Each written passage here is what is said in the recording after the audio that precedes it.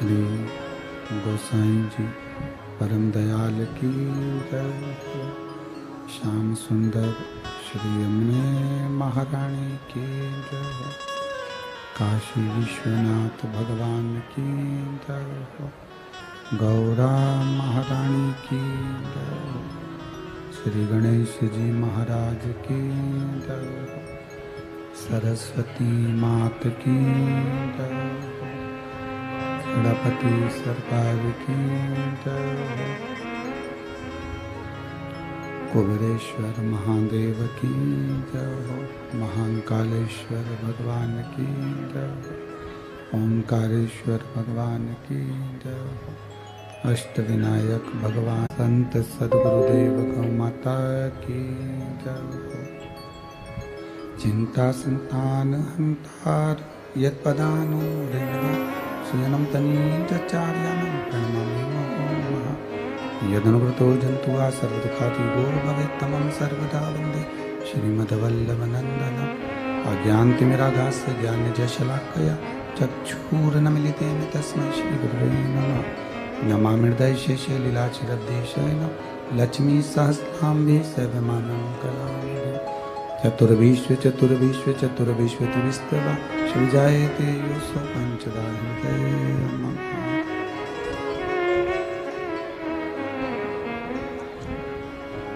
बोल विश्वनाथ भगवान की जय।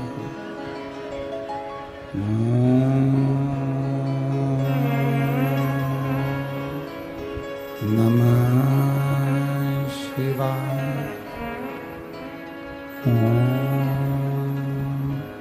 नमः शिवाय।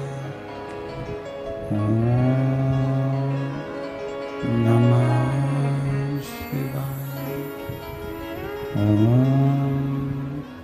नमः शिवाय। नमः शिवाय।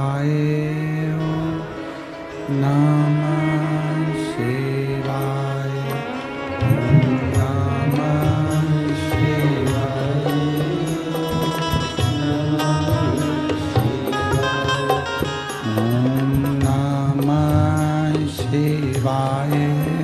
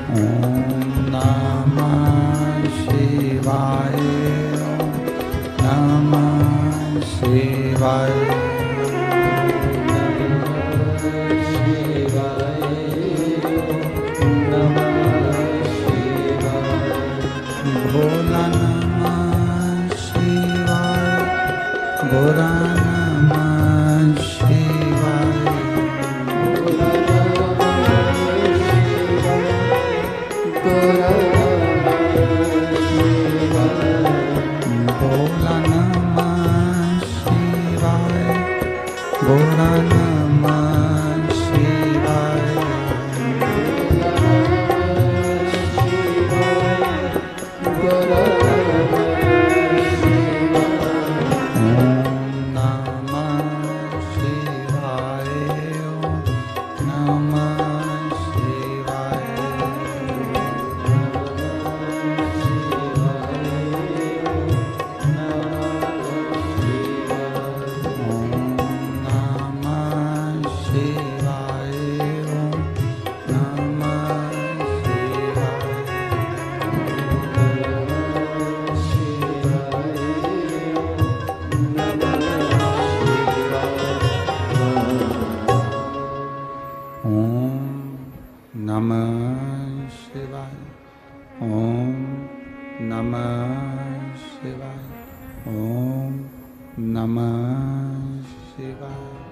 विश्वनाथ भगवान की, महाकालेश्वर भगवान की, ओमकारेश्वर भगवान की, अष्टविनायक भगवान की, पंडरीनाथ भगवान की, कुबेरेश्वर महादेव की। हर हर महादेव, हर हर महादेव, हर हर महादेव। ऐसी कम करो, ऐसी के पॉइंट नीचे करो। भगवान देवादिदेव महादेव, भगवान शिव, जिनकी पुनीत पावन शिव महापुराण की कथा, पूरा ही नीचे कर दिया उसको थोड़ा सा,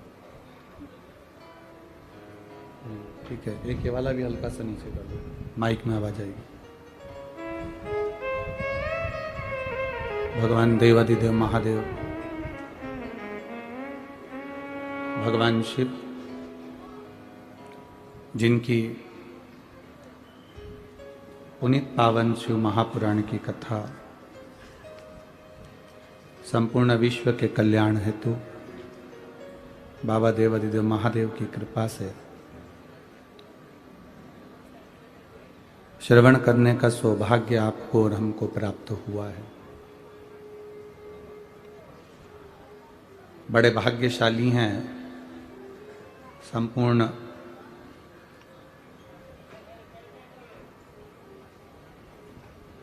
पूना नगर के क्षेत्रवासी, जो भगवान शिव की कृपा से ये पवित्र शिव महापुराण की कथा भादो के महीने में आप और हम श्रवण कर रहे हैं। कथा के मुख्य यजमान श्री शंकर भाऊ जगताप, भाजपा शहर अध्यक्ष, विजय भाऊ जगताप, अश्विनी ताई लक्ष्मण भाऊ जगताप, लोकनेता लक्ष्मण भाऊ जगताप मित्र परिवार एवं कथा मंडप में विराजमान सभी संत, साधु, गुरुजन, तपस्वी जन, भक्तजन, जिन्होंने इस पवित्र कथा का लाभ लेने के लिए इस पुणे नगर की पवित्र भूमि पर कथा अष्टविनायक को श्रवण कर रहे हैं। एक बार यजमान परिवार के लिए जोरदार ताली बजाकर स्वागत, वंदन, अभिनंदन।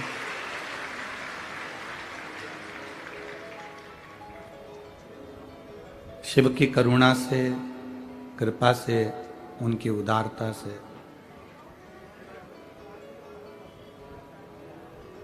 आज हरतालिका तीज के दिन आप और हम भगवान शिव के इस कृपा पात्र फुलेरे के नीचे शिव महापुराण की कथा का रस तत्व ग्रहण कर रहे हैं। शंकर भाऊ जगताप जी को बहुत बहुत साधुवाद, जिन्होंने पूरे पंडालों में जगह जगह पर फुलेरे बनवा दिए। एक फुलेरे की जगह बहुत सारे फुलेरे आपने बनवाए। शिव कृपा, दया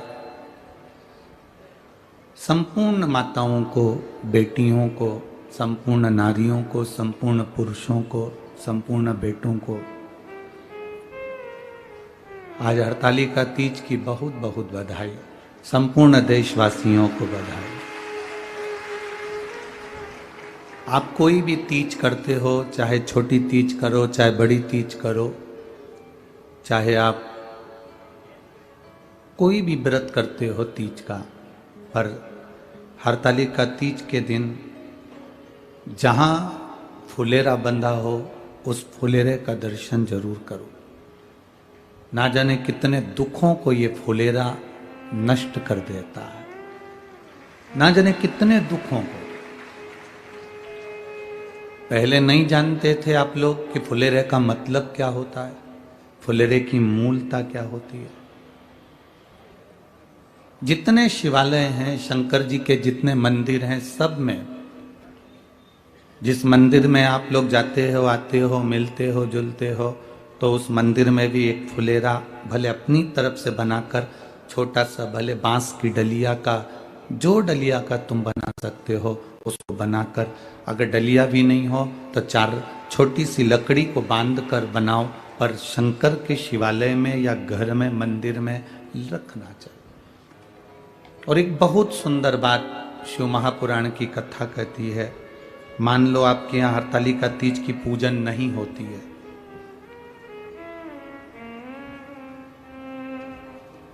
आपके यहाँ हरतालिका तीज का पूजन नहीं होता मान लो, और आपके यहाँ शिवलिंग है, शंकर भगवान की शिवपिंडी है, शिवलिंग है, तो भी आप अपने मंदिर में भी छोटा सा फुलेरा शंकर जी को आज हरतालिका तीज के दिन रात्रि भर के लिए लगा देना चाहिए, लगाना चाहिए। फुलेरा नहीं लगा सकते तो आम के पत्ते की या कोई भी पत्ते की एक झूमर भगवान शंकर के ऊपर लगाना चाहिए, शिव तत्व की प्राप्ति के।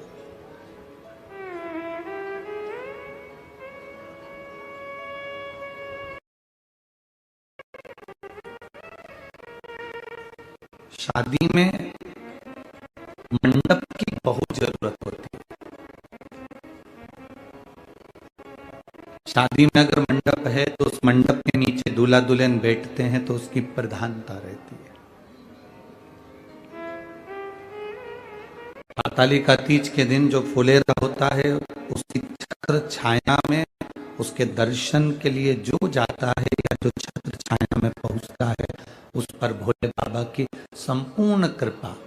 अच्छा, किसी ने प्रश्न किया था कि इस कथा का तो प्रश्न नहीं है, पर राजस्थान की एक कथा का प्रश्न है, अलवर की।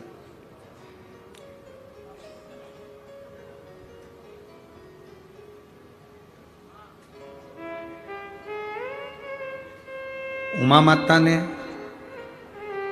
सती माता ने, कात्यायनी ने, कुष्मांडा ने, चंद्रघंटा ने, स्कंद माता ने, क्या गुरुजी इन माताओं ने शंकर जी की फुलेरा बांधकर पूजन नहीं करी?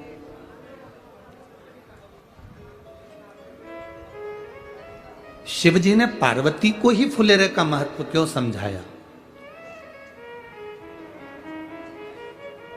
एक कथा महाराष्ट्र में पहले करी थी, उसमें हमने हरतालिका तीज शिव महापुराण की कथा में वर्णन किया था सभी चीजों का। और वापिस प्रसंग को तो नहीं ले रहे हैं, पर छोटा सा प्रसंग उस प्रश्न के उत्तर पर। शिवजी ने पार्वती को ही फुलेरे का महत्व क्यों समझाया?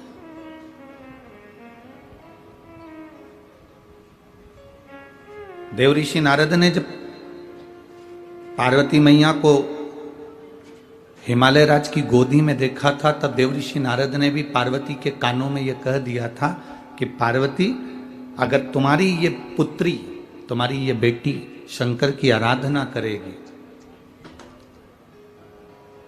शिव की भक्ति में डूबेगी और हस्त नक्षत्र पड़ गया,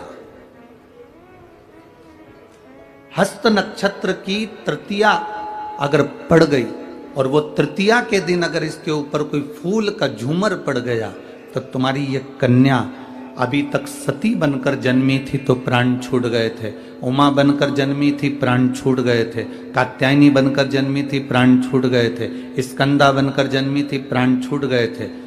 इसको बार बार जन्म लेना पड़ा था।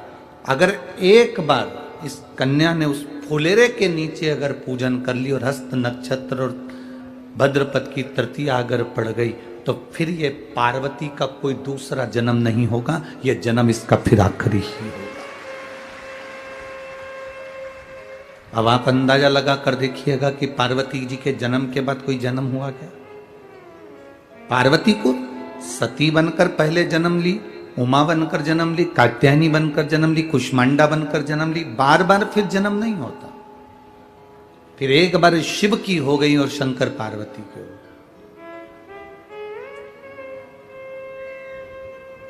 फुलेरे का दर्शन का मतलब क्या है कि आपके जिंदगी के जितने दुख हैं,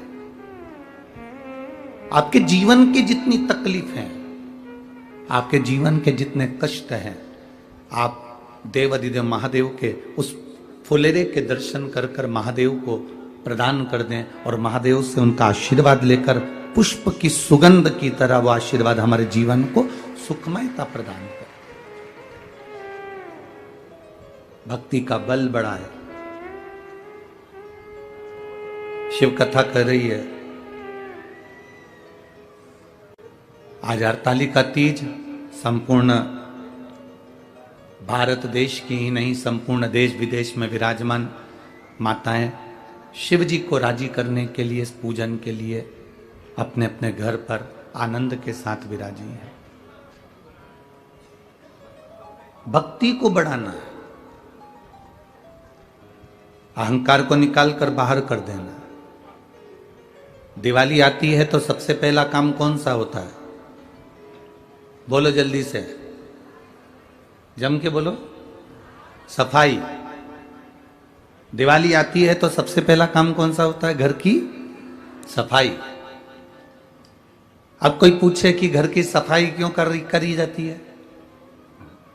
होली आती है तो कभी सफाई नहीं होती, दशहरा आता है तो नहीं होती है, कोई विशेष फंक्शन होता है तो घर की सफाई नहीं होती है, पर दिवाली आती है तो घर की सफाई क्यों, किस लिए?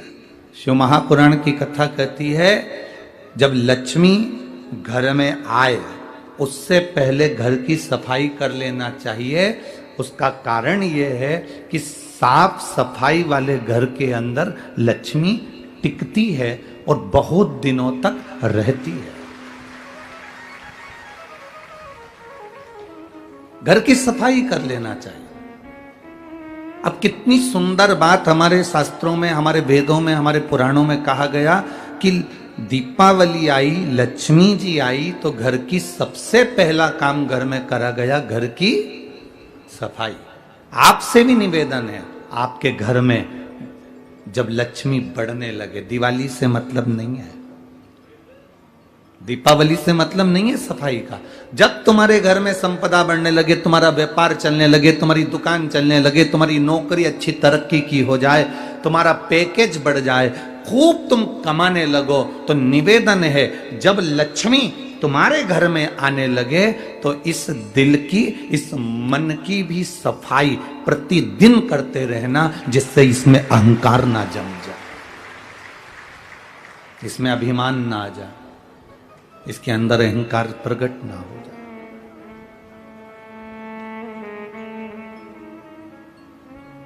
जब आप अपने दिल की सफाई कर कर रखोगे, अभिमत्ता में नहीं फूलोगे, अहंकार में नहीं फूलोगे, अहंकार में अधिक नहीं बढ़ पाओगे, तो ये निश्चित है तुम्हारे यहां लक्ष्मी टिकेगी। जिसका घर साफ हो जाता है, सफाई हो जाती है, उसके यहां लक्ष्मी थोड़ी टिकती है, रुकती है, रहती है।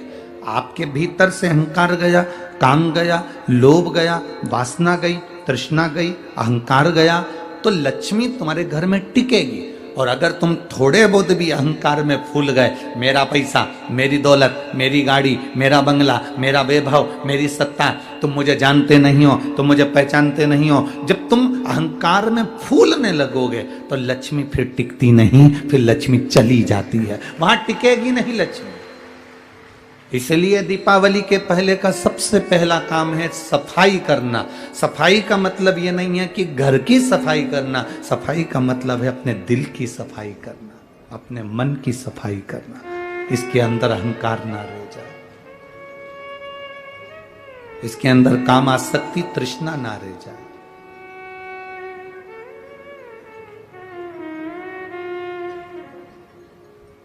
अभिमत्ता से दूर हो जाओ।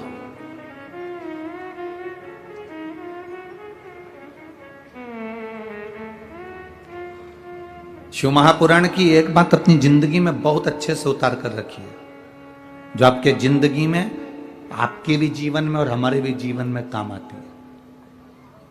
कभी बहुत बड़े विद्वान मत बनना और बहुत बड़े ज्ञानी मत बनना।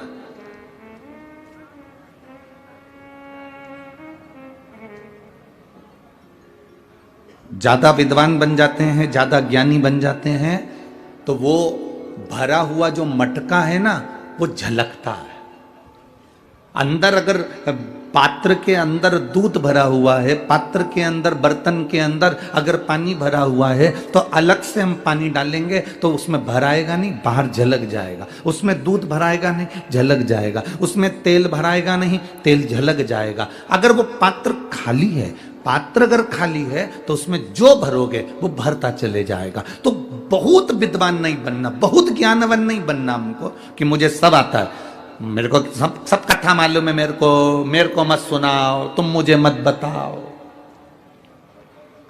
कई बच्चे कह देते हैं, कई बहुएं कह देती हैं अपनी सास से, मम्मी मुझे कुछ बताने की जरूरत नहीं है, मैं कोई तुम्हारे जैसी अनपढ़ नहीं हूं, बहुत पढ़ी लिखी हूं, मुझे बहुत ज्ञान है।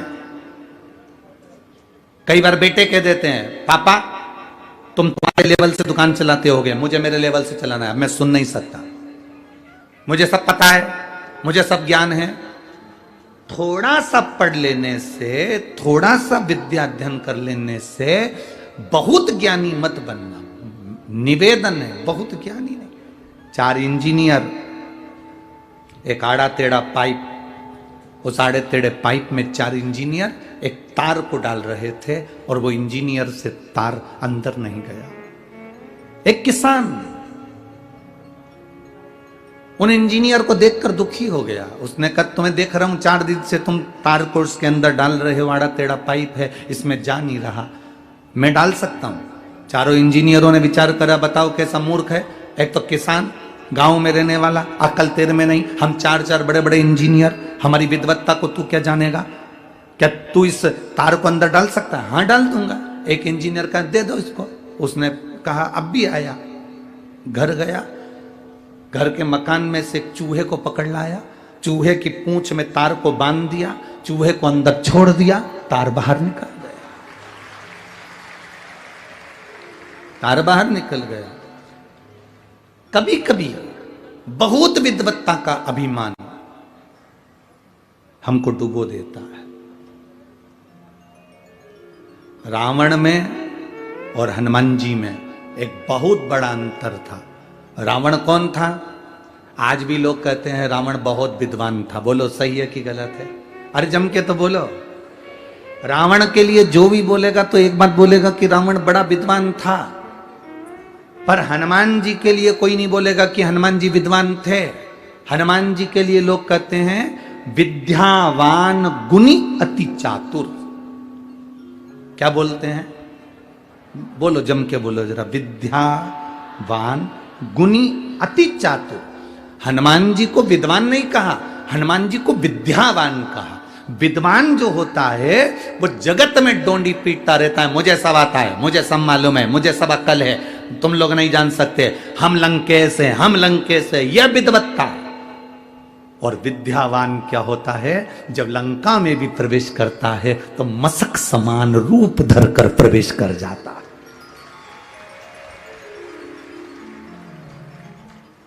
विद्वान में और विद्यावान में अंतर है। विद्वान झुकना पसंद नहीं करता, विद्वान छोटा बनना पसंद नहीं करता, और विद्यावान बहुत छोटा होकर अपना काम निकालकर आगे बढ़ता चले जाता है, वो विद्यावान होता है। रावण को इतना ज्ञान होने के बाद भी रावण के नाम के आगे विद्यावान नहीं लिखा, उसके आगे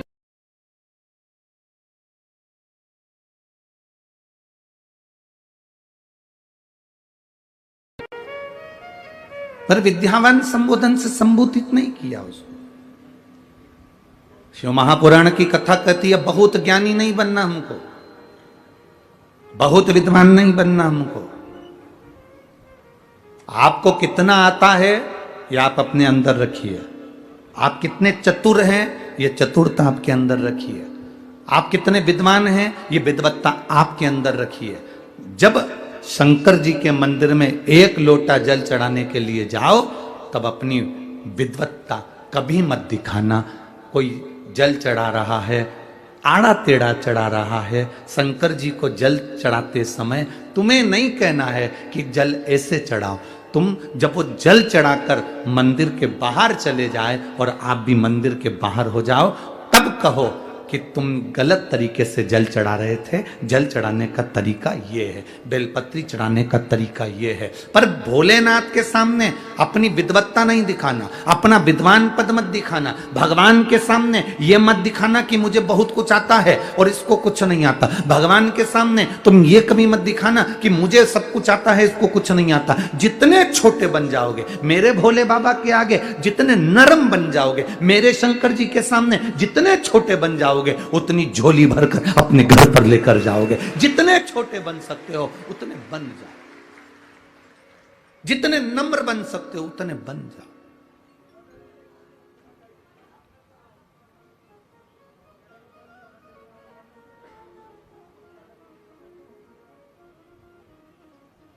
वो ब्राह्मण की बेटी, बालक ने आकर उससे लड्डू मंगा पर उसने नहीं दिया।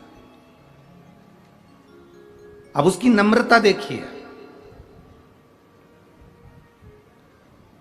उस बेटी की विद्या देखिए। मैं तुमको लड्डू नहीं दूंगी। क्यों नहीं दोगी? क्योंकि तुम गणेश नहीं हो।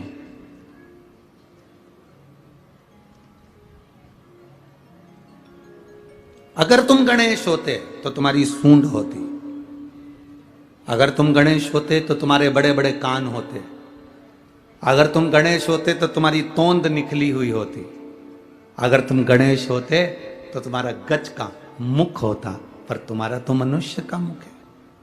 तुम तो मानव का मुख लेकर बैठे हो, तुम गणेश नहीं।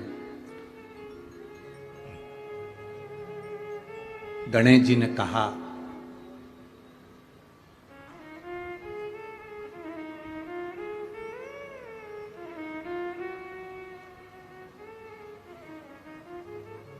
मैं तुझे क्या सबूत दूं कि मैं गणेश हूं? सबूत क्या दिया जाए कि मैं गणेश हूं?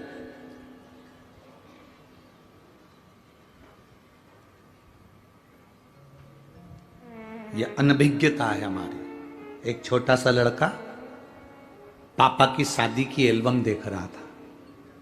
किसकी शादी की? जम के बोलो जरा। पापा की शादी की एल्बम देख रहा है, और पापा की शादी की एल्बम देखते देखते देखते देखते एल्बम जब वो देखना प्रारंभ करा, देखता गया देखता गया देखता गया, पर वो एल्बम को देखते देखते देखते देखते आखिरी में खूब जोर जोर से रोने लगा। तो मम्मी ने पूछा, क्यों रो रहा है? इसमें मेरा फोटो नहीं है।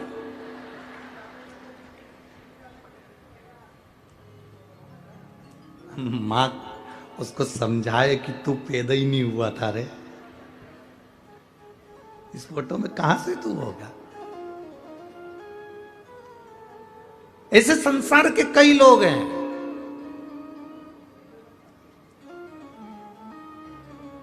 जो रामायण पढ़ते हैं पर रामायण पर विश्वास नहीं करते, महाभारत पढ़ते हैं पर महाभारत पर विश्वास नहीं करते, शिव पुराण सुनते हैं पर शिव पुराण पर विश्वास नहीं करते।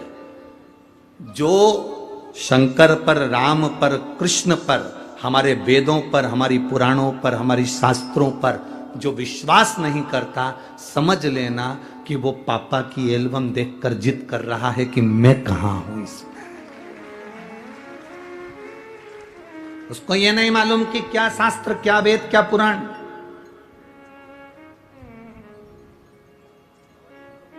आप लोग अगर रोज रोज मंदिर, तो अब लोग समझदार हो गए तो आप लोग किसी के सुनते नहीं हो।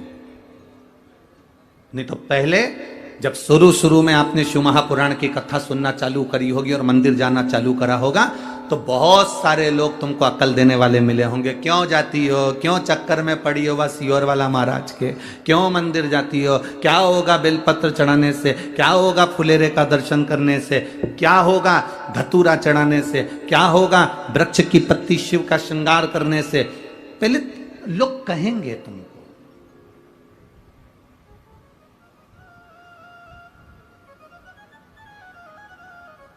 पर मेरा बेटियों से, बेटों से, मेरा माताओं से, मेरा पुरुषों से सबसे निवेदन है, आज हरताली का तीज है, आप 5 फुलेरे का दर्शन करने जाना और 5 फुलेरे का दर्शन कर कर एक डायरी पर लिखकर रखना कि आज 18 सितंबर को मैंने फुलेरे का दर्शन करा था और 5 फुलेरे का दर्शन करते हुए मैंने बाबा से ये मांगा था, अगले साल वो फुलेरा बंधने से पहले तेरी मनोकामना पूर्ण होती कि नहीं होती, तू अंदाजा लगा कर दे।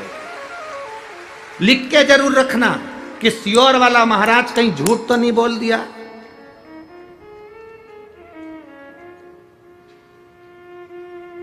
मैंने जो मांगा था वो दिया कि नहीं दिया। एक बेटी ने एक पत्र लिखा, मेरा नाम अनीता खुटेटा, पत्नी श्री ओम प्रकाश खुटेटा है। मैं राहटनी पुणे की रहने वाली हूं। पुणे की रहने वाली,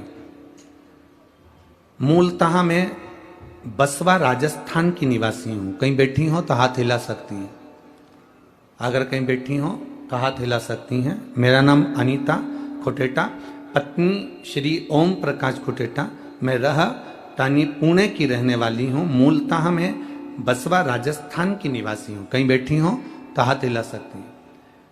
शिव कृपा का मैं क्या व्याख्यान करूँ गुरुदेव?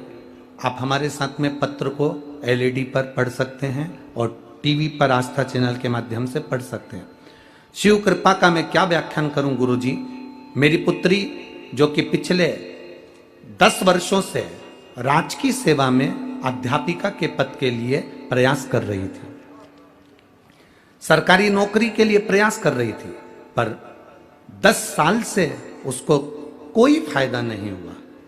कुछ अंकों से असफल रह जाती थी। उसका विवाह 2009 में हुआ था। अभी कौन सा चल रहा है? कितना साल हो गया?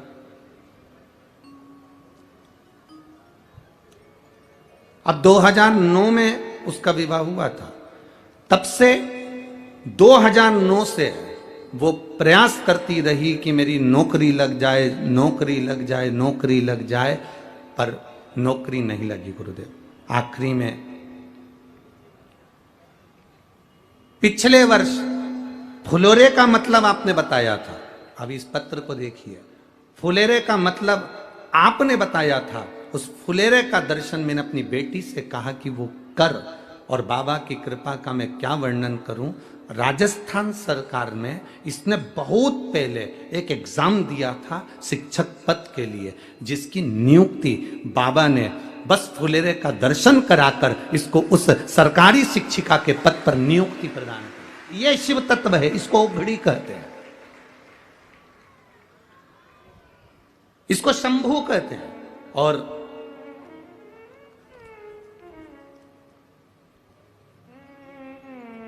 एक पत्र में उन्होंने एक और चीज लिखी है। इसी वर्ष बाबा की कृपा से 2023 में मेरे बाबा ने कृपा करी और पिछले वर्ष फुलेरे का दर्शन कर कर बाबा ने जो सुनी है, मेरी पुत्री ने पशुपति व्रत भी करा, बाबा का गुणगान भी करा, और पुत्री को 35 वर्ष की आयु में सरकारी अध्यापक सफलता प्राप्त हुई है। ये बाबा की कृपा से प्राप्त हुई। शिव तत्व किसको कहते हैं? शंकर का गुणगान किसको कहते हैं? शंकर का गुणगान किसको कहा? आप क्या मांग रहे हैं शिव जी से? आप क्या कह रहे हैं शंकर भगवान से?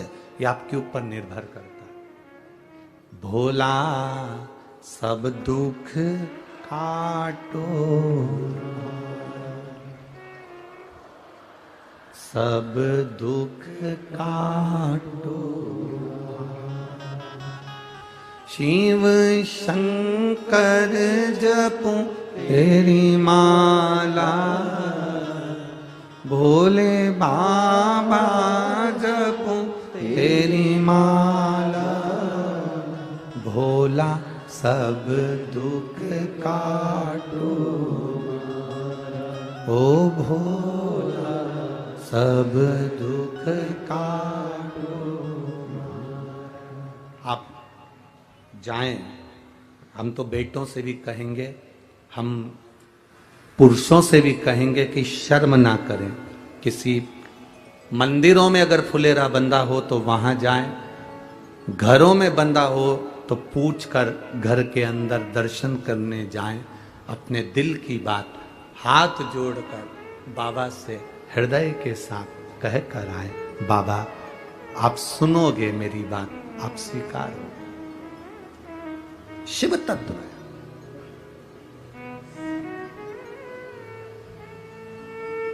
शिव तत्व की प्राप्ति।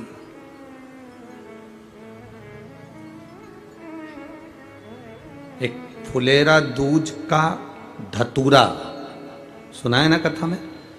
शिवरात्रि के बाद जो फुलेरा दूज आती है, फुलेरा दूज का धतूरा उसमें, और एक शिव हरताली का तीज का फुलेरा। ये बहुत एक फुलेरा दूज के धतूरे का भी एक संवाद बड़ा सुंदर है।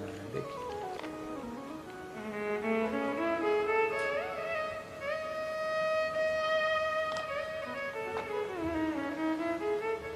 पत्र बहुत बड़ा है। द्वारका नागरगोजे पुणे हड़पसर महाराष्ट्र से हूं। कहीं बैठी हो तो हाथ हिला सकती हैं।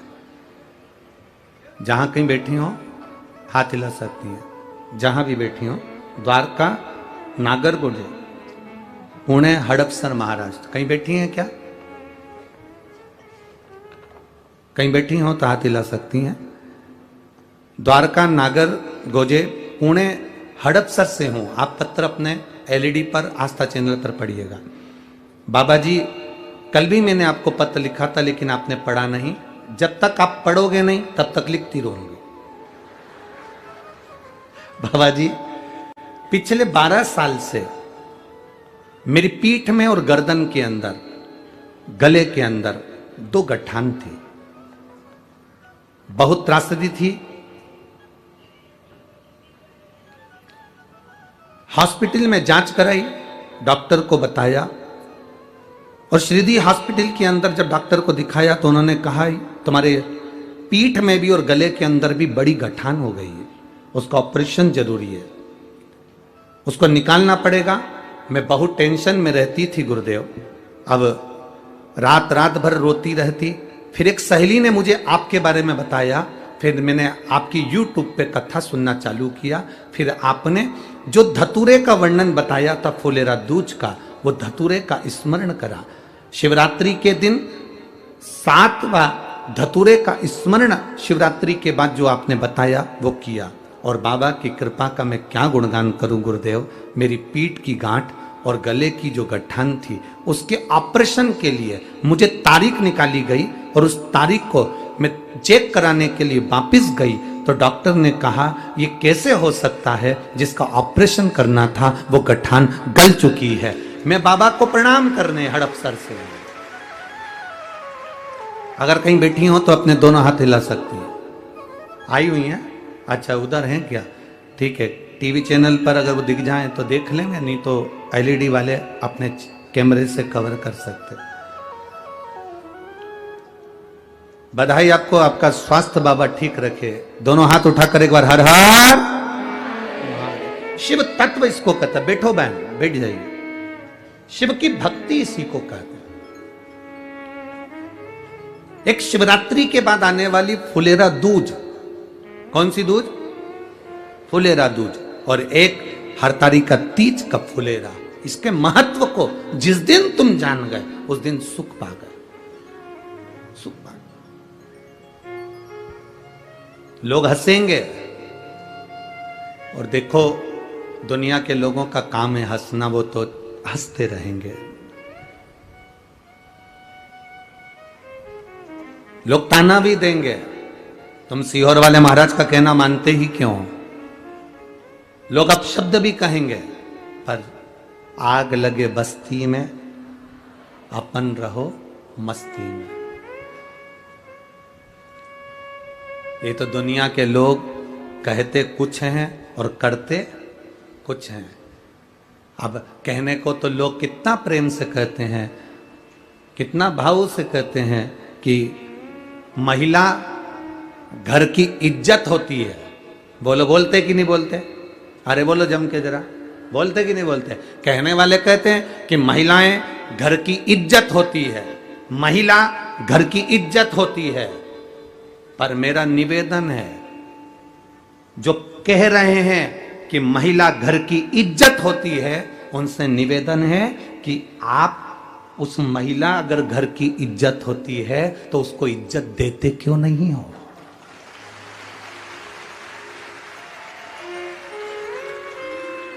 कहने में और करने में अंतर है।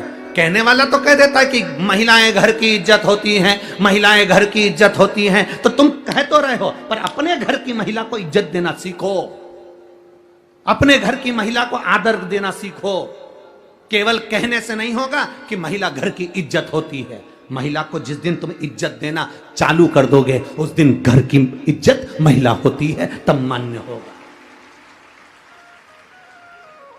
ये तो दुनिया के लोग कुछ भी कहते फिरेंगे, इनका इनका इनका कोई वर्णन नहीं है। कहते कुछ है, होता कुछ है, कहते कुछ है, करते कुछ है। बोलने को बोल दिया कि महिलाएं घर की इज्जत होती है, पर इज्जत दो तो। इज्जत देने से महिला इज्जतदार बनेगी। आप इज्जत दोगे? आप शब्द कहते हो, जब देखो जब 3 शब्द ऐसे बोल जाते हो, 2 मिनट के लिए घर आते हो, आड़े टेढ़े शब्द बोलकर चले जाते हो, ताने देकर चले जाते हो, आप शब्द कहकर चले जाते हो, उसको पांव की ठोकर के बराबर मानते हो, उसको धूल के बराबर मानते हो, और वो एक तरफ कहते हो कि महिला घर की इज्जत होती है। उसको इज्जत देना चालू करो, उसको सम्मान देना चालू करो। और जो सम्मान, जो इज्जत मेरे महादेव ने नारी को दी है, जो इज्जत, जो सम्मान मेरे भोले बाबा ने स्त्री को दिया है, जो इज्जत, जो सम्मान मेरे शंकर भगवान ने स्त्री को, नारी को दिया, ऐसा सम्मान दुनिया में कोई नहीं दे सकता। मेरे भोले बाबा जो दिए वो सम्मान कोई स्त्री को नहीं दे सकता। कौन दे सकता है? शंकर भगवान का शिवलिंग जमीन पर,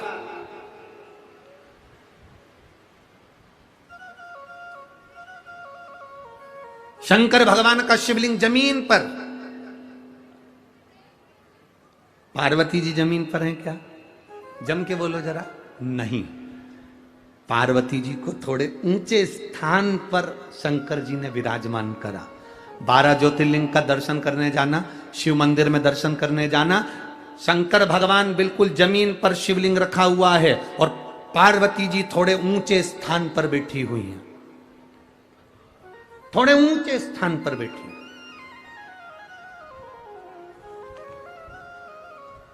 जितना आदर मेरे देव अधिदेव महादेव ने स्त्री का करा है, जितना आदर मेरे देव अधिदेव महादेव ने नारी का करा है, इसीलिए तो सबसे ज्यादा संख्या में शंकर भगवान की पूजन करती कौन है? नारियां करती। कारण क्या है? क्योंकि उन्हें आदर दिया है, उन्हें सम्मान दिया है। जो अपनी नारी का सम्मान करते हैं, जो स्त्री का सम्मान करते हैं, जो आदर करते हैं नारी का, जो नारी के लिए शब्द श्रेष्ठ बोलते हैं, नारी उसका आदर करती है। और जो नारी को अपशब्द कहते हैं, फिर नारी भी उसका आदर करना बंद कर देती है।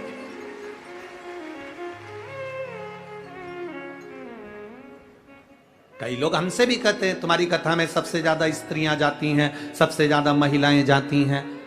गुरुजी, तुम्हारी कथा में सबसे ज्यादा स्त्रियां पहुंचती हैं। हम उनसे क्या कहें? क्योंकि शंकर भगवान की कथा है और देवाधिदेव महादेव ने पार्वती जी को ऊंचे स्थान पर बिठाया। ब्रह्मा जी ने ब्रह्माणी को, ब्रह्मा जी ने अपनी पत्नी को बराबरी में बिठाया। भगवान नारायण ने लक्ष्मी जी को बराबरी में बिठाया, चरणों में बिठाया। इंद्र ने अपनी पत्नी को बराबरी में बिठाया। पर केवल 33 कोटि देवी देवता में एक देवाधिदेव महादेव ऐसे हैं जिन्होंने पार्वती को ऊंचा बिठाया और खुद नीचे आकर बैठ गए। स्त्री का आदर करिए। नारी घर की इज्जत होती है, तो मेरा निवेदन है उस नारी की इज्जत करना प्रारंभ करिए। करो आप इज्जत। आप इज्जत करोगे, आदर करोगे, सम्मान करोगे। और देखो, कई लोग कहते हैं गुरुजी आप जानते नहीं हो मेरी पत्नी को। आप तो कह देते हो व्यासपीठ से, पर आप मेरी पत्नी को नहीं जानते।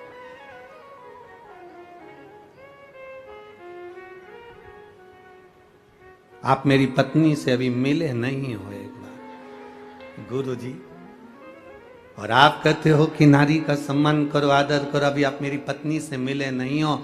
हम उनसे कहते हैं भाई हम आपकी पत्नी से मिलना भी नहीं चाहते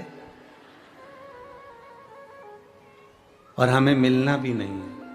हम तो इतना कहना चाहते हैं, तुम्हारी पत्नी मॉल में जाती है कपड़ा खरीदने के लिए, पूरी दुकान फैला कर आ जाती है। तुम्हारी पत्नी जेवर खरीदने जाती है, पूरी जेवर की दुकान फैला कर आ जाती है। ये नहीं ये नहीं ये। सब्जी लेने जाती है तो सब्जी वाले को हिला कर आ जाती है। किराना लेने जाती है तो किराने वाले के यहाँ हिला कर आ जाती है।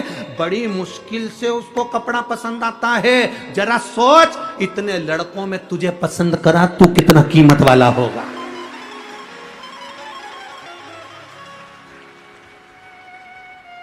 और तू कह रहा है कि मेरी पत्नी से भी मिले नहीं हो।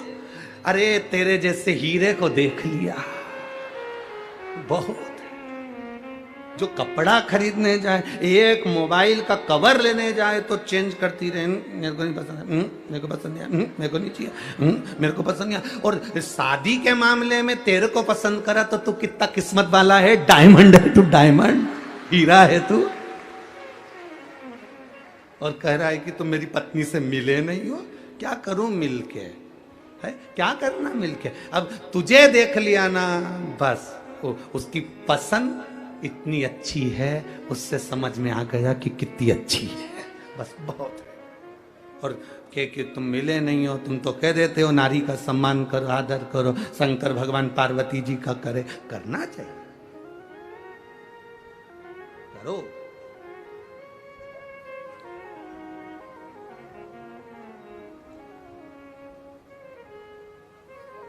जितना आदर दोगे उतना आदर वो भी तुम्हें देगी। शिव कथा कहती है शंकर भगवान ने पार्वती जी को ऊंचे स्थान पर बिठाया। अब शिव जी ने तो पार्वती जी को केवल ऊंचे स्थान पर बिठाया, पर पार्वती जी ने शंकर को अपने दिल के सबसे ऊंचे स्थान पर बिठाया कि मेरे शिव है, ये मेरे औघड़ी है, मेरे शंभु, मेरे त्रिकालदर्शी, मेरे कैलाशी।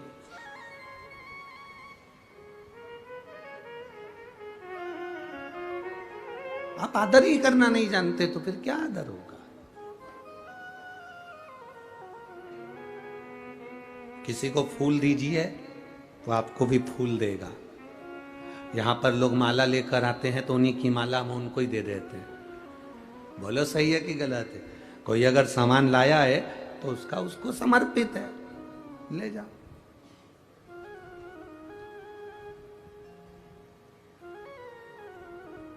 फूल दिया तो फूल दे दिया, बेलपत्र दी बेलपत्र दे दिया, माला दी माला दे दी, वस्त्र दिया वस्त्र दे दिया। जो दिया उसको वापिस वही मिला। आपने अपनी पत्नी को आदर दिया तो लिख कर रख लेना, तेरी पत्नी भी तुझे आदर देना प्रारंभ कर देगी। सम्मान देना पड़ेगा, पहले देना है फिर लेना है। दुनिया के लोग पहले देते नहीं है, लेने की आशा ज्यादा पड़ जाती है। सास को लगता है मेरी बहू मेरा सम्मान करे, तो मेरी सासुओं से निवेदन है बहू का सम्मान तुम चालू कर दो। हमें लेने की आदत ज्यादा है। हमारी आदत इतनी बुरी हो गई ना कि हम लेना जानते हैं पर देना नहीं जानते। मेरी बहन राखी पे राखी बांधने आएगी तो अपने भतीजों के लिए कौन कौन से कपड़े लेके आएगी। अब आशा लगी है कि बहन आ रही है, ननंद आ रही है तो वो हमारे लिए कुछ लाए। ननंद आ रही है, बहन आ रही है तो भतीजों के लिए कपड़े लाए। बहन आ रही है, ननंद आ रही है तो हमारे लिए कुछ लेकर आए। बल्कि आस ये होना चाहिए कि जीजी तू आए तो कुछ लेकर मत आना। बाबा ने हमको इतना सामर्थ्यवान बनाया है कि हम तुझे देकर भेजेंगे। बाबा ने हमको इतना सामर्थ्यवान बनाया है कि हम तुझे देकर भेजेंगे। तू लेकर मत आना जीजी, यहां पर सब है। आदत तुमने ऐसी बना ली कि बस तुम्हें लेने की आदत हो गई, देने की नहीं हुई। और मेरा निवेदन है सासुओं से भी, मेरा निवेदन है बहुओं से भी, मेरा निवेदन है पतियों से भी, मेरा निवेदन है पत्नियों से भी, मेरा निवेदन है भाई और भाभियों से भी, मेरा निवेदन है जीजी और जीजाओं से भी कि तुम दूसरे को सम्मान देने की आदत डाल लो, तुम्हें सम्मान मिलना प्रारंभ हो जाएगा। तुम दो तो पहले, तुम प्रदान तो करो पहले, तुम दे ही नहीं रहे हो और लेने की आदत डाल ली तुमने कि मुझे कोई दे दे, मुझे सम्मान दे दे, मुझे आदर दे दे, मुझे सत्कार कर दे। तुम मीठी वाणी बोलकर सम्मान देना प्रारंभ करिए, वो मीठी वाणी बोलकर तुम्हें आदर देना प्रारंभ कर देगा।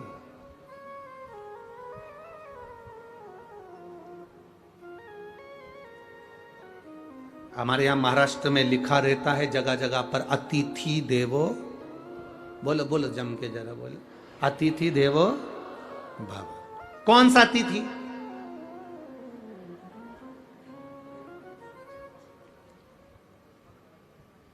नहीं, यहाँ लिखा था, हम तो देखो इतना तो हमको याद माद रहता नहीं है। वो तो यहाँ गाड़ी में से आते हैं तो वो हमारा वो पायलट है ना गाड़ी वाला, वो धीरे आराम से चलाते चलाते ले आता है बढ़िया प्रेम से। और कहीं कहीं पढ़ने में अगर आ जाता है तो हम उससे पूछते भी रहते हैं, हम उससे बात भी करते रहते हैं, ऐसा नहीं कि नहीं करते।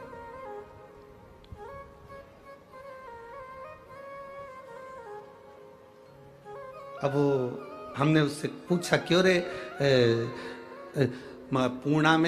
पुणे में कल बहुत गर्दी थी, तो हमने उससे पूछा कि इसको मराठी में बोल। तो हमने उससे बोला कि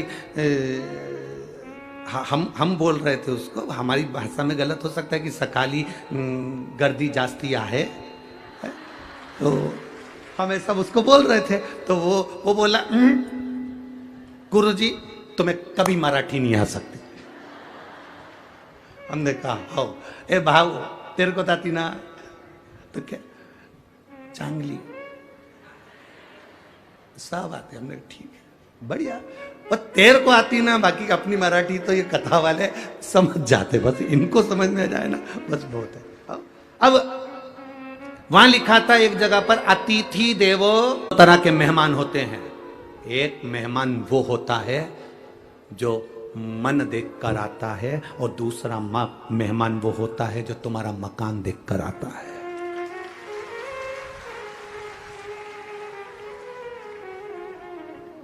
अब लिखा है अतिथि देवो भव।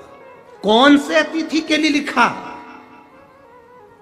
जिसने तुम्हारा घर नहीं देखा, जिसने तुम्हारा मकान नहीं देखा, जिसने तुम्हारे घर में पूरन पोली नहीं देखी, जिसने तुम्हारे घर में कुछ नहीं देखा, केवल देखा तो मेरी मौसी का मन बहुत अच्छा है, मेरा भाऊ बहुत अच्छा है, मेरे मामा बहुत अच्छे हैं, मेरी भाभी बहुत अच्छी है, मेरे काका बहुत अच्छे हैं। जो मन देखकर तुम्हारे घर में मेहमान आता है, वो मेहमान के लिए लिखा होता है अतिथि देवो भव। और तुम्हारी सत्ता बड़ी, तुम्हारा वैभव बड़ा, तुम्हारा बंगला बड़ा, तुम्हारी कोठी बड़ी, तुम्हारे फ्लैट बड़े, तुम्हारी गाड़ी बड़ी और तुम्हारा मकान बड़ा, आज तक तुम्हारी याद नहीं आई थी, पर जैसे जैसे तुम्हारा नाम बढ़ा वैसे वैसे मेहमान को तुम्हारी याद आ जाए, तो ये अतिथि देवो भव नहीं है। इसको अतिथि देवो भव नहीं कहेंगे, इसको धन देव भव कहेंगे कि ये केवल पैसा देखकर, या इसको कहेंगे दिखावा देव भव, बस केवल धन देखकर, गाड़ी बंगला देखकर रिश्तेदारी बन गई, बहुत लोग आने लगे, बहुत संबंध होने लगे। अब पैसा बढ़ा, नाम बड़ी, शोहरत बढ़ी, तो लोग बढ़ गए। उनको पहचानते हो? वो तो हमारे काका की लड़की, हड़पसर वाले को जानते हो? वो हमारे चाचा जी की लड़की। जब धन बढ़ गया, वैभव बढ़ गया, सत्ता बढ़ गई, पैसा बढ़ गया, तो बहुत सारे मेहमान आना चालू हो गए, बहुत सारों से पहचान हो गई। पर जब कुछ भी नहीं था, केवल ये मन था, तब कोई आता था तो समझ लेना कि वो सही अतिथि था, जो तुम्हारे दिल से आता था, दिल के लिए आता था। धन से उसको कोई प्रीति ही नहीं थी। आज के जमाने में मेहमान आए तो उसके लिए अलग से कमरा देना पड़ता है। पहले जो मेहमान मन के लिए आता था, नीचे जमीन पर गद्दे डल जाते थे, गादी डल जाती थी, लाइन से सब सो जाओ।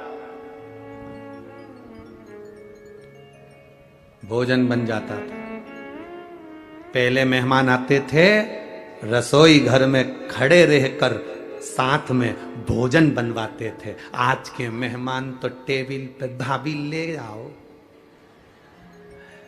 क्या बनाया है, इडली सांभर, भाभी बहुत अच्छा बनाया। तो मन ऐसा होता है, इतनी चरी, एक बार आके काम तो करी, कितनी खाई, थोड़ा सा तो काम कर, बहुत अच्छा बना। ये जो मेहमान हैं जो केवल टेबल पर बैठकर, सामने बैठकर खाकर चले जाते हैं, रसोई घर में झांक कर भी नहीं आते कि एक बहू काम कर रही है, एक सास काम कर रही है, एक बुजुर्ग काम कर रहा है। चलो मैं आई हूं, मेहमान बनकर आई हूं। मेहमान का मतलब क्या होता है, जो मन में निवास करे, और मन में निवास करने वाला तो रसोई घर में आकर, ला बेटा मैं काम कर देती हूँ, सब्जी में काट देती हूँ, तू दूसरा काम कर ले, ला आटा में सन देती हूँ, तू दूसरा काम कर ले। ये पहले के मेहमान होते थे, जो आते थे तो सीधे काम में लग जाते थे। आज के मेहमान तो इतनी डेंटिंग पेंटिंग करके आते, राम, इतनी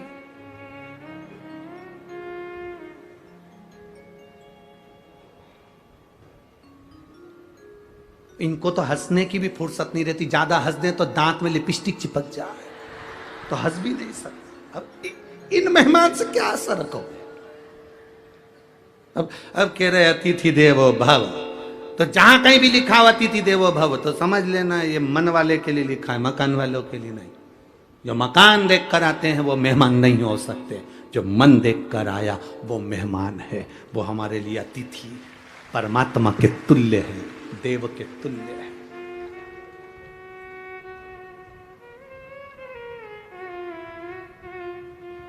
आज कल की बात है, आज की बात है। शंकर भाऊ के भैया आए थे, विजय भाऊ, तो उनके साथ में कुछ लोग आए थे। तो वो बाहर बैठकर बात कर रहे थे कि कथा में इतने अच्छे लोग आए हुए हैं, इतने सात्विक लोग आए हुए हैं कि कथा भी सुनते हैं, भजन भी करते हैं, रात भर इनके कीर्तन भजन ढोलक पेटी पर चलते रहते हैं और लोग नाचते आनंद करते रहते हैं।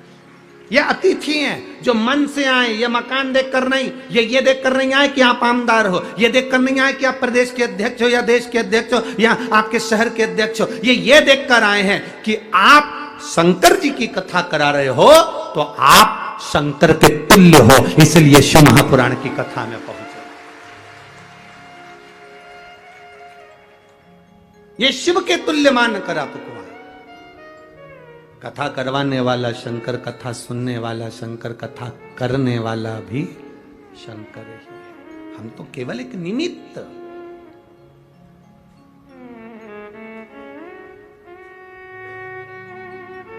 और शंकर भाऊ जगताप जी, अश्विनी ताई को और विजय भाऊ जगताप जी को मैं धन्यवाद दूंगा कि पानी भी खूब आया, रोज कथा के समय जलवृष्टि भी होती है, रोज व्यवस्थाएं भी डामाडोल, क्योंकि पानी आता है तो थोड़ा सा तकलीफें तो होती है। पर अश्विनी ताई को भी धन्यवाद दूंगा, विजय भाऊ को भी दूंगा और शंकर भाऊ जगताप जी को भी धन्यवाद दूंगा कि आपकी जो मित्र मंडली है और आपके जो कार्यकर्ता हैं, इन कार्यकर्ताओं को कथा अगर पूरी हो जाए तो एक बार इनकी पीठ जरूर थपथपाना कि इनके बल पर यह कार्य सफल है। और मैं धन्यवाद दूंगा यहाँ के कलेक्टर महोदय, SP, SDM, DSP, TI, commissioner, police प्रशासन को, और यहाँ के कलेक्टर, एसपी, डीएसपी आदि का जो पदाधिकारी गण हैं उनको, और जितने कांस्टेबल यहाँ लगे हुए हैं और जितने पुलिस कर्मी यहाँ लगे हैं और डॉक्टर कर्मी यहाँ लगे हैं, उनको साधुवाद दूंगा जो पानी को पानी नहीं देख रहे और रोडों पर खड़े होकर ट्रैफिक व्यवस्था और सारी व्यवस्था में लगे। धन्यवाद। क्योंकि ये कथा साधारण नहीं, पुणे नगर की, कल हम अखबार में देख रहे थे, पुणे नगर के इतिहास की पहली कथा है जिसमें इतने लाखों भक्त एक साथ बैठकर कथा को श्रवण कर रहे हैं। रोड भरी पड़ी हुई है, यह पुणे नगर की पहली कथा। एक भक्ति का, विश्वास का बल आपके भीतर हो, आए आपके भरोसे, अतिथि देवो भव हो जाए। महाराज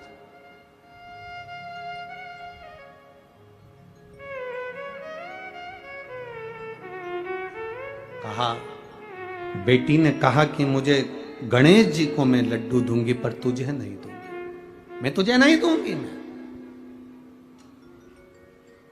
पहचान क्या तेरी? बड़े कान नहीं है, गजमुख नहीं है, सूंड नहीं है, तौंद नहीं है, तो पहचान क्या तेरी? मैं तुझको लड्डू नहीं दूंगी। आखिरी में बालक वहां से ओझल हो गया। पूरा रात्रि बेटी अकेली उस जंगल में रही। और गणेश जी जब पहुंचे तो शिव जी ने पूछा, क्या तू उस बेटी के हाथ का लड्डू खाकर आया? नहीं, उसने मुझे दिया नहीं, उसने मुझे नहीं दिया। शंकर का जो भक्त होता है, शिव का जो भक्त होता है, भगवान का जो भक्त होता है, इतनी जल्दी डोलता नहीं है। उसको पूर्ण भरोसा चाहिए, विश्वास, दृढ़ता उसके भीतर होना चाहिए। विश्वास पूर्ण हो। यहां कोई ऐसे एक पत्र आया है,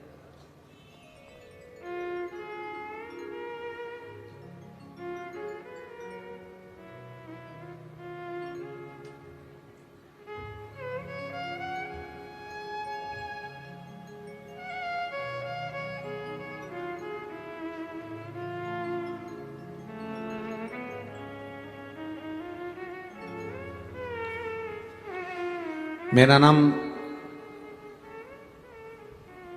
स्वप्नजा अमोल कुसकर है। मैं पुणे लोह गांव से हूं। कहीं बैठी हो तो हाथ हिला सकती हैं। अगर कहीं बैठी हो तो हाथ हिला सकती हैं। मैं पुणे लोह गांव से हूं। गुरुदेव, शादी के कई साल हुए, संतान का सुख नहीं हो पा रहा था। बच्चा अगर ठहरता था तो वो वापिस गिर जाता था, संतान का सुख नहीं हुआ। तब हमने डॉक्टर को दिखाया तो डॉक्टर ने कहा कि तुम्हारे गर्भाशय में गांठ है, उस गांठ के कारण तुम्हें संतान का सुख नहीं होगा। कहीं बैठी हो तो हाथ हिला सकती हैं। आप ही हैं? बच्चा आया है साथ में, गोदी में ले लो उसको।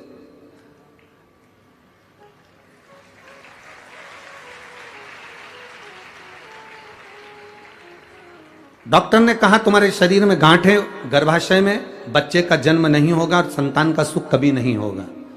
जब तक गर्भाशय की गांठ का ऑपरेशन नहीं हो जाता, संतान का सुख नहीं होगा। बड़े टेंशन में हो गए। समय आया, मेरी सास ने कहा कि तुम शिव पुराण सुनो, बाबा सब अच्छा करेगा। और मेरा गर्भ भी ठहरा गुरुदेव, शरीर में गांठ भी रही।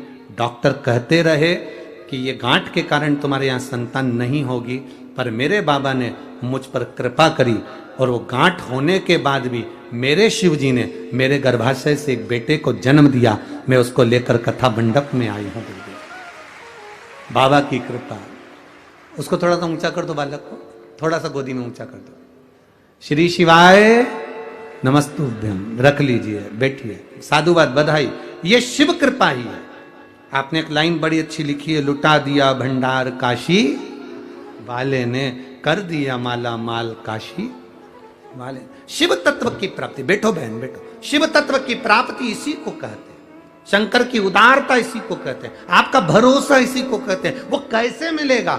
आपने आपकी सासू की बात पर विश्वास करा और शिव महापुराण की कथा को टीवी पर सुना।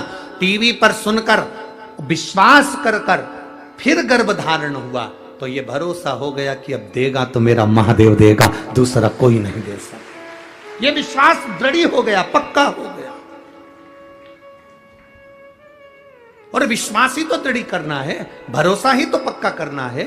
हमारा विश्वास ही पक्का नहीं हो, हमारा भरोसा ही पक्का नहीं हो, तो हम कैसे भगवत पद को प्राप्त कर सकते हैं?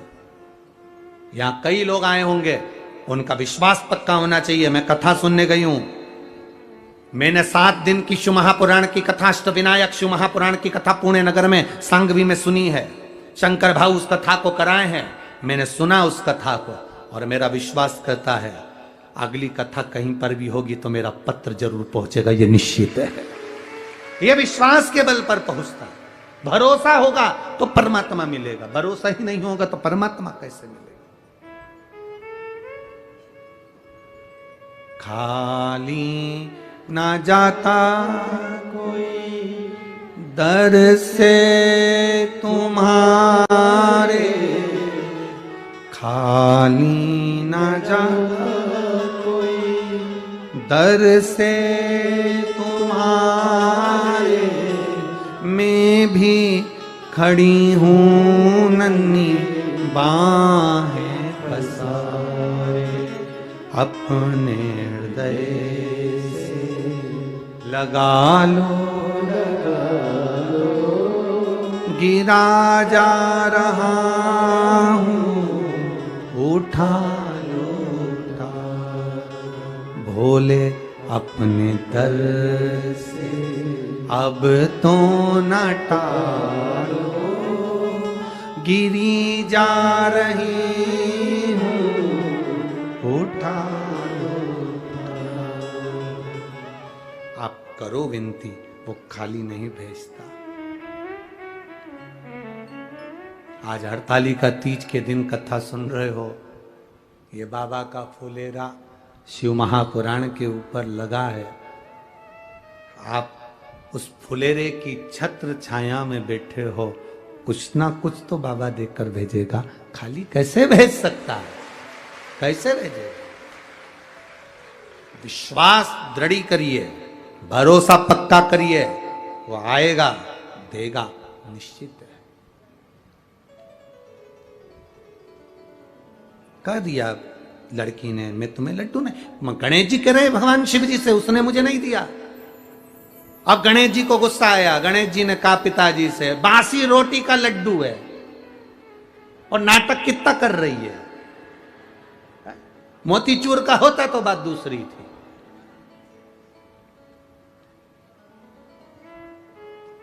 शंकर भगवान ने पार्वती जी को इशारा कर दिया, आज इसको एक भी लड्डू मत देना।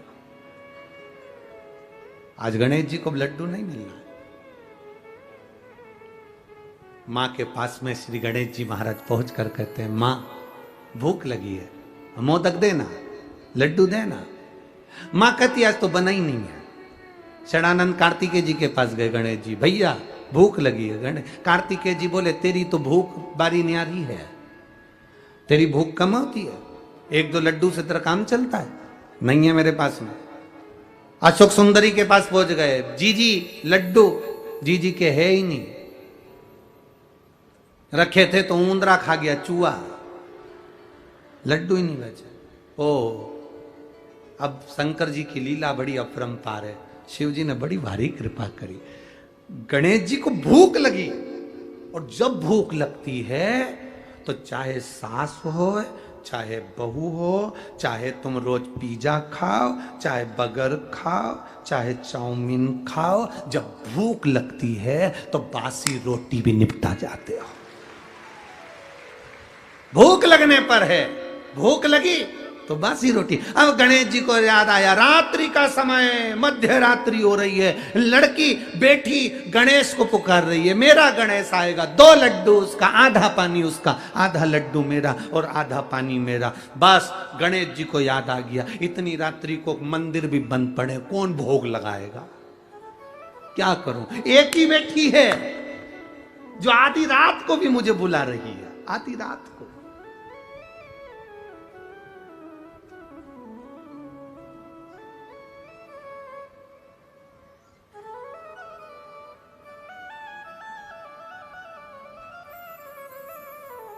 आज कोई पूछ रहा था, गुरुजी कल गणेश जी बिठाने का समय क्या है? 19 तारीख को गणेश जी बैठेंगे तो उनके बिठाने का समय क्या है? हमसे पूछ रहे थे। अब हम तो शंकर जी के भगत, शिव जी की उपासना, अब हम क्या समय बताएं? तो हमने उनसे कह दिया, जब गणेश जी फ्री हों,